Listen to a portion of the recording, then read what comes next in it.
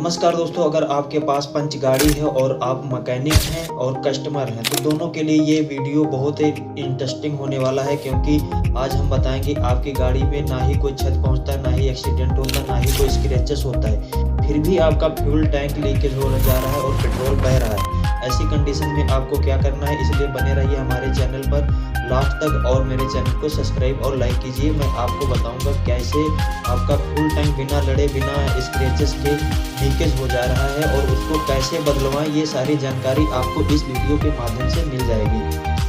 ये टाटा पंच पेट्रोल का fuel pump है जो कि हम बदलने जा रहे हैं। फ्यूल पंप और फ्यूल टैंक दोनों बदलेंगे। ये ओरिंग को फ्यूल पंप में प्रॉपर तरीके से बिठा लेंगे।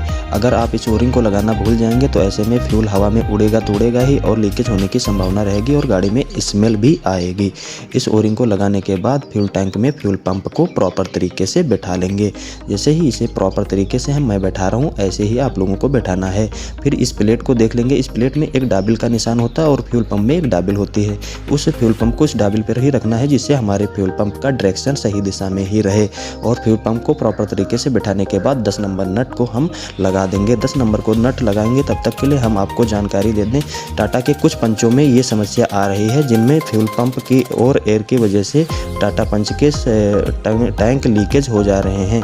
ऐसे में अगर आपकी गाड़ी वारंटी में है तो आप वारंटी में ही चेंज करा सकते हैं। ये दोनों चीज़ें वारंटी में ही बदल जाएंगी। फ्यूल टैंक को हाइड्रोलिक जैक पर रख लेंगे। हाइड्रोलिक जैक पर रखने के बाद हम पंच गाड़ी के अंडर बॉडी ग्राउंड तक फ्यूल टैंक को ले जाएंगे, जैसा कि हम जैसे तरीके से ले जा रहे हैं। फ्यूल टैंक को प्रॉपर नहीं सटाएंगे अभी, क्योंकि हमें पाइप भी लगाना है।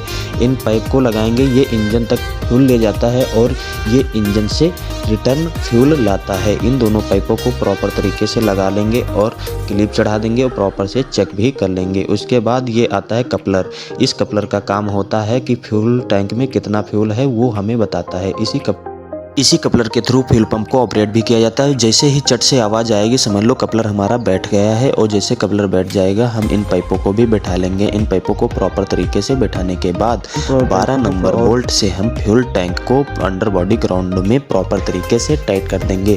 फ्यूल टैंक को अंडर बॉडी ग्राउंड में प्रॉपर तरीके से टाइट करने के बाद पुराने टैंक के इन दोनों पाइपों को निकाल लेंगे, क्योंकि इन दोनों पाइपों का काम होता है जब हम पेट्रोल टंकी पर फ्यूल डलाते हैं तो इन्हीं पाइपों को थ्रू हमारे टैंक तक फ्यूल जाता है।